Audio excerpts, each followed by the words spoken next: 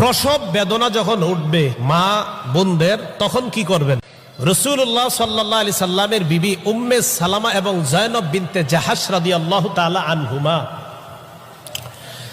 এই দুইজনকে নবীজি তার মেয়ে ফাতেমার কাছে পাঠাইলেন। কখন? যখন ফাতেমা সন্তান প্রসব করবে, এই প্রসব বেদনা যখন হবে, তখন নবীজি সন্তানের কাছে তার দুই বিবিকে পাঠাইলেন।